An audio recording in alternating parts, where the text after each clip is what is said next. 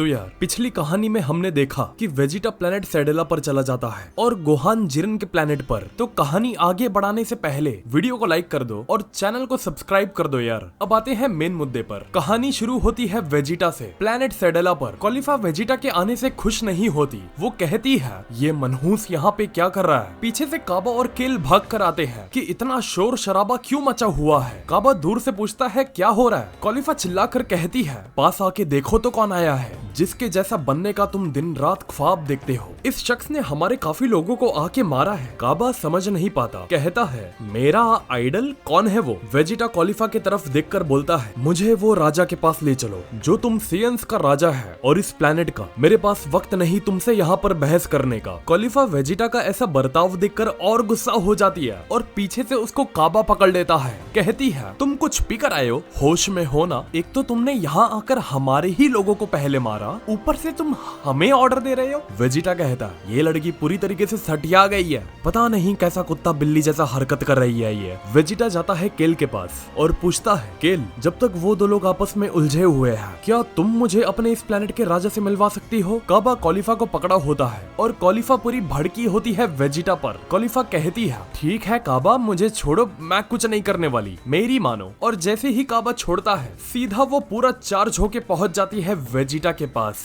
Vegeta आंख बंद करके बोलता है मैंने कहा था तुम्हें काबा की उसे मत छोड़ना, लेकिन कॉलिफा का चार्ज होकर वेजिटा पर जाना उल्टा उस पे ही भारी पड़ जाता है। वेजिटा बता देता है कि वो यहाँ कोई मजाक मस्ती नहीं करने पहुंचा है, उसे काफी जरूरी काम है। अगर मदद करना है तो करो वरना रास्ते से हटो। कॉलिफा के लिए बस एक ही हिट काफी होता है और एक हिट में वो पूरी ठंडी पड़ जाती है। काबा आके कॉलिफा से पूछता है क्या तुम ठीक हो, तुम्हें चोट तो नहीं लगी, और उसे अपने कंधों पर उठा लेता है। वेजिटा केल को बोलता है अब किसका इंतजार कर रही हो, अब जो बोला है वो करोगी भी या वहाँ उनके साथ खड़े रहोगी। कहानी जाती है प्लेनेट पिलर पर यानी कि हिट और फ्रोस्ट पर। ये प्लेनेट काफी डार्क और सूखा प्लेनेट होता है। कहानी में दिखते हैं हिट और फ्रोस्ट काफी परेशान सा और एक पेड़ के पीछे छुपा होता है और हिट किसी को तलाश रहा होता है। प्लेनेट के हालत ऐसे होते हैं कि फ्रोस्ट कहता है यहाँ काफी सड़ी हुई गर्मी है, मेरा सांस लेना यहाँ मुश्किल हो रहा है। फ्रोस्ट को दूर से दिख जाता है हिट की हिट की लिस्ट में उसका नंबर है और वो उसे यहाँ पर मारने आया है। हिट पलक झपकते पहुंच जाता है फ्रोस्ट के पास और सवाल करता है मेरे सवाल का सीधा जवाब देना, क्या तुम्हारे पास कोई दूसरा जबरदस्त वाला आइडिया है शिकार के लिए पैदा हुए आदमी का पीछा करने के लिए। चल मुंह खोल,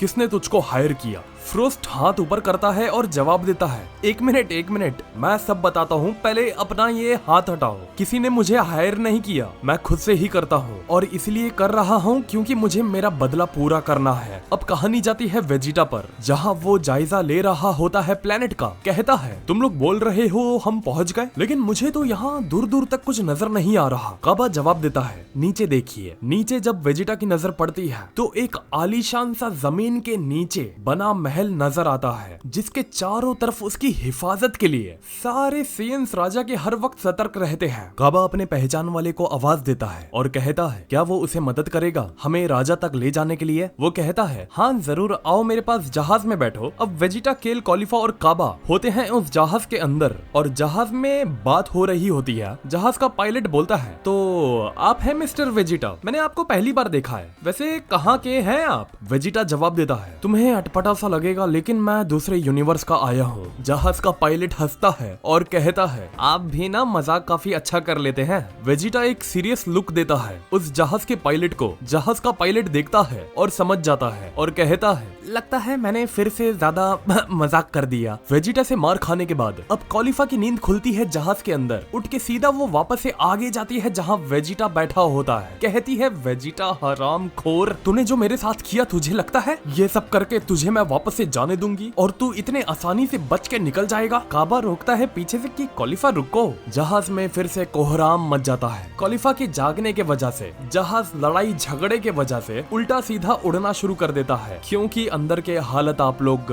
खुद समझ सकते हो। अब जहाज पहुंच जाता है राजा के मुख्य द्वार के सामने जहां दो सिपाही मिलते हैं। काबा उन सिपाही को सब बताता है कि दूर यूनिवर्स से कोई आया है उनसे मिलने के लिए। सिपाही कहते हैं ठीक है मैं पहले राजा को बताता हूँ। अंदर राजा के दरबार में वो सिपाही जाके राजा को ये संदेश देता है कि बाहर कुछ लोग आए हैं और खड़े हैं, कह रहे हैं कि वो दूर यूनिवर्स से आए हैं सिर्फ आपसे मिलने के लिए। राजा जवाब देता है ठीक है, ले आओ उन्हें। सिपाही कहता है ठीक है, मैं उन्हें मेन हॉल में लेके आ जाता हूँ। और यहाँ तुम प्लेनेट सेडेला के किंग का ओवरऑल लुक्स देख सकते हो। उसका कद और काफी बड़ा होता है और हेयर्स उसके पीछे तक होते हैं। और ध्यान देना, ये नॉन कैनन है, रियल नहीं है। राजा चल के मुख्य द्वार से आता है हॉल में और कॉलिफा के हाथ में रस्सी, मुंह पे टेप बांधकर उसे चुपचाप बैठा दिया जाता है। राजा की और वेजिटा की नजरें आपस में मिलती हैं। राजा पहुंचकर वेजिटा से हाथ मिलाता है, कहता है मैं यहाँ का राजा हूँ, इस प्लेनेट का और इन सेयंस का। क्या मैं आपके बारे में जान सकता हूँ? सामने से जवाब आता है मैं वेजिटा हूँ। राजा आगे कहता है वैसे मैंने आपके बारे में सुना है कि आप दूसरे यूनिवर्स से सफर करके यहाँ तक पहुँचे हैं, कोई खास वजह ऐसे यहाँ आने की?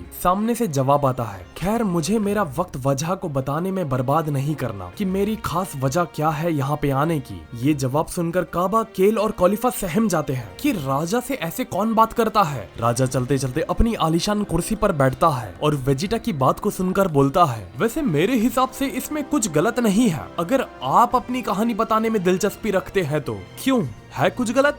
सामने से वेजिटा का जवाब आता है ठीक है, जब आपने इतना कहानी लगाए रखा है फिर शुरुआत आपकी ही कहानी से की जाए। खैर मैंने कभी ऐसी जगह नहीं देखा जहाँ ऐसे जमीन के अंदर किसी ने अपना महल बसाया हो। राजा जवाब देता है इसकी एक खास वजह है, हमारे लोगों को सुकून क्या होता है इसका मतलब कभी नहीं पता था। मैं नहीं जानता तुम्हारे यूनिवर्स के सेयंस कैसे थे, लेकिन यहाँ के नियम काफी अलग है। यहाँ शासन सिर्फ हिंसा से और मनवाने से चलता है। जो सत्ता की कुर्सी पर बैठता है वही हर चीज का हकदार होता है, वही लोगों का राजा कहलाया जाता है। एक जमाने में मेरे ये दोनों हाथ खून से सने हुए थे, दिमाग में एक अलग सी सनक थी मेरे, सिर्फ जंग करने की और ताकत को हासिल करने की। लेकिन मैं एक अकेला सनकी नहीं था, हमारी उस वक्त पूरी की पूरी रेस सनकी हुआ करती थी जो सिर्फ और सिर्फ उस वक्त जंग करना जानती थी। और जंग में हमारी और सनक बढ़ती गई और उस सनक को काबू में रखने के लिए काफी देर हो चुकी थी तब, जो सिर्फ और सिर्फ उस वक्त जंग करना जानती थी। यही सब करते करते हमारे ही अपने लोग आपस में अलग हो चुके थे। कोई किसी का सगा नहीं था, हर कोई एक दूसरे का खून का प्यासा था। लेकिन हमारे पुराने राजा ने ऐसा काम किया जो शायद दूसरा कभी नहीं कर पाता। इतिहास ने एक अलग मोड़ ले लिया, जो कभी नहीं मिल सकते थे उन्हें मिला दिया और हम सब साथ मिलके एक के बाद एक जंग फतेह करते गए। ध्यान देना, यहाँ ये बताने की कोशिश हो रही है पहले सेयंस प्लेनेट सेडेला पर एक दूसरे के खिलाफ थे, आपस में डिवाइडेड थे। तो जो पुराना राजा था उसने सेयंस की जितनी भी कम्युनिटी थी उनको एक किया और कहा जो हमें लड़वा रहा है आपस में, हमें उसे खत्म करना होगा। तो सारे सेयंस जो थे, जो एक वक्त पर आपस में लड़ा करते थे, वो सब मिलके प्लेनेट से उनको खत्म कर दिए जो उनके अपोनेंट्स थे। और जिसने ये काम किया वहाँ के उसके ऊपर लोगों का भरोसा जाग गया। सारे लोग जितने भी जो थे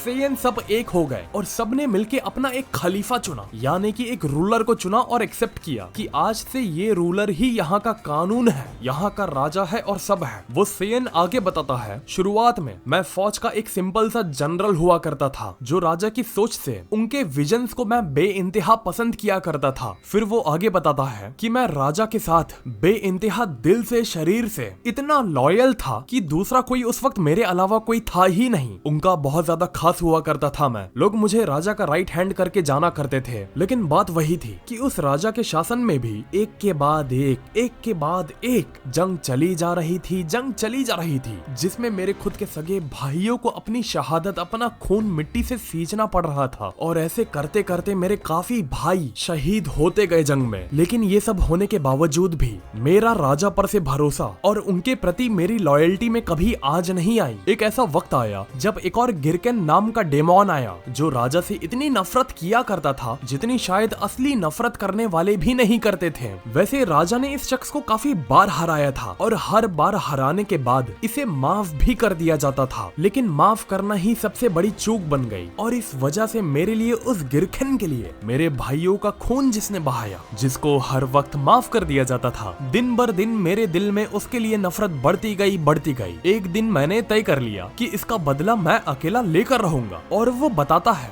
गिरखेन को मारकर जो उसे सुकून मिला, जो उसके दिमाग को एहसास हुआ, मतलब इतना ज्यादा सुकून उसे उस वक्त मारते वक्त, उसकी जान को निकालते वक्त ऐसा एहसास उसे आज से पहले कभी नहीं हुआ। और जब उसका हाथ गिरखन के सीने को चीर रहा था और उसके अंदर घुस रहा था तो उसे इतना मजा आ रहा था कि वो लफ्जों में बयान नहीं कर सकता। और जब उसने हाथों को शरीर से बाहर निकाला तो वो उसके शरीर के आर पार देख सकता था और एक गहरा सा गड्ढा देख सकता था। और ये गड्ढा देखकर उसे और मजा आ रहा था। और ये मजा और ये याददाश्त हमेशा के लिए उसके दिमाग में बैठ गई। और उसी याददाश्त को बनाए रखने के लिए जैसे उसने गिरखन के पेट को अपने हाथों से चीरकर सुरंग बना दिया था, वैसे ही उसने प्लेनेट सेडेला को चीरकर अपना आलीशान महल बनाया, जिससे उसकी ये याददाश्त हमेशा एक सिंबल के तरह बनी रहे और आने वाली पीढ़ियों के लिए एक निशान, एक इतिहास बन जाए। और वो बताता है उसकी काबिलियत को देखकर लोगों ने उसे पुराने किंग से भी ज्यादा पसंद करना शुरू कर दिया और पुराने किंग को तख्ते से उतारकर मुझे लोगों ने अपना रूलर मानना शुरू कर दिया। और आज भी उसे जंग में शहीद हुए उसके भाइयों की काफी याद आती है। और जब उसे राजा का तख्ता सौंपा जा रहा था तब उसने ये कसम खाई थी कि उसके शासन में वो सारी